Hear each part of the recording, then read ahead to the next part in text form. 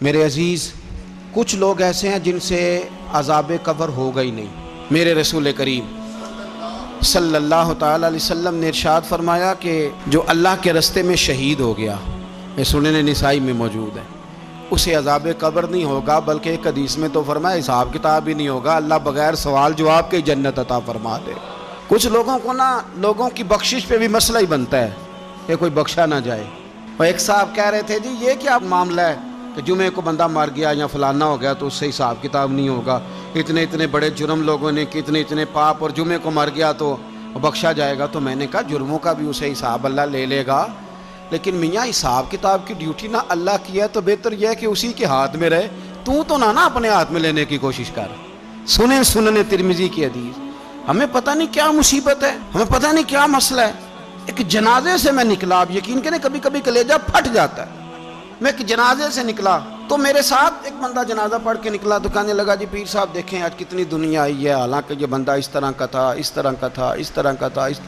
میں نے اسے کہا یار تجھے تو فکر ہی لگ گئی ہے کہیں جنت میں چلا ہی نہ جائے، تو اس طرح کرنا جنت کے دروازے کے سامنے کھڑے ہو جانا ڈنڈا لے کے کہ میں نے نہیں جانے دینا۔ شرم آنی چاہیے ہمیں۔ اللہ فرماتے ہیں جنت اتنی چوڑی ہے جتنے زمین و آسمان، اس کی چوڑائی زمین اور آسمان کے برابر ہے، تو ہم تو اپنے علاوہ کسی کو جانے نہیں دینا چاہتے جنت میں۔ اور بس کریں، جنت خدا کا فضل ہے، اور اللہ فرماتے ہیں میرا فضل میں جسے چاہتا ہوں عطا کرتا ہوں۔ یہ سنن ترمذی کی حدیث،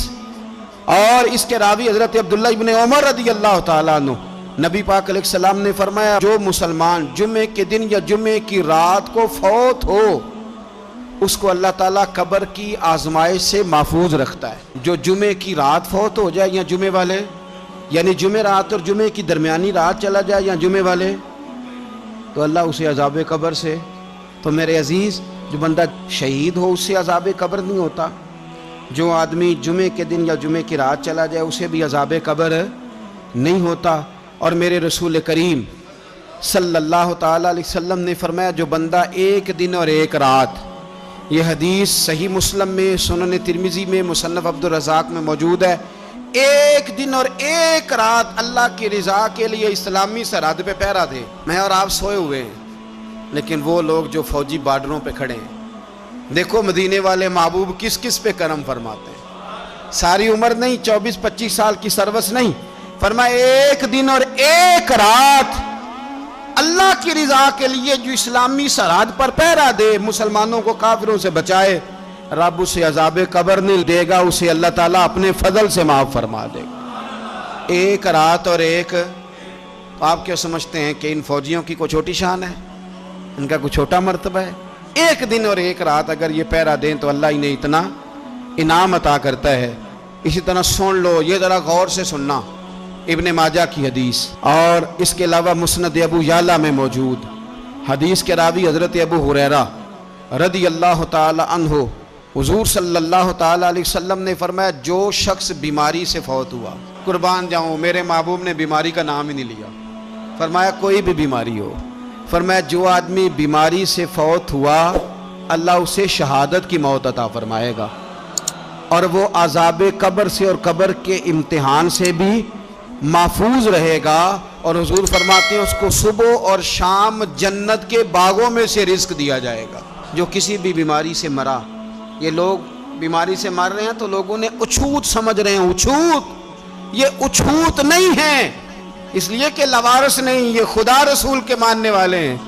تم انہیں اچھوت کہہ رہے ہو اور مدینے والے رسول انہیں شہید فرما رہے ہیں۔ حضور نے فرمایا جو بیماری سے مرے شہید ہے، وہ قبر کے عذاب سے محفوظ رہے گا اور جنت کے باغوں میں سے اللہ رزق دے گا۔ لوگ کہتے ہیں دیکھو جی بڑا تانگ ہو کے دنیا سے گیا ہے، تو اس بندے کو بھی عذاب قبر نہیں ہوتا۔ اسی طرح جو بندہ سورہ ملک پڑھتا ہے، سنن ترمذی میں حضرت ابن عباس سے روایت ہے کہ حضور صلی اللہ علیہ وسلم کے ایک صحابی نے ایک جگہ خیمہ لگایا تو وہاں سورہ ملک پڑھنے کی آواز آتی تھی، کوئی بندہ پڑھنے والا نظر نہیں آتا تھا۔ جب حضور کی بارگاہ میں عرض کیا تو فرمایا وہاں قبر تھی اور قبر کے اندر بیٹھ کے میرا صحابی سورہ ملک کی تلاوت کر رہا۔ اگر ہمیں خسرہ نمبر یاد ہو جاتا ہے نا اپنی جگہ کا، اور ہمیں پتہ ہوتا ہے کہ میرے والا حصہ کتنے کروڑ کا ہے، اگر ساری کہانیاں ہمیں یاد ہوتی ہیں تو سورہ ملک بھی ہمیں یاد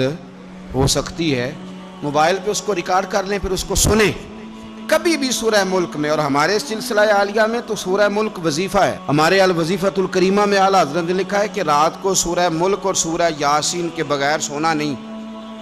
سورہ ملک اتنی شاندار صورت ہے کہ نبی پاک صلی اللہ علیہ وسلم نے فرمایا یہ قیامت کے دن اللہ کی بارگاہ میں ناز سے جھگڑا کرے گی اور کہے گی اے اللہ، یہاں تو میرے پڑھنے والے کو جنت عطا فرما یا مجھے قرآن پاک سے علیحدہ کر دے۔ تو رب کریم پھر اپنے فضل سے پڑھنے والے کو جنت عطا کرے گا۔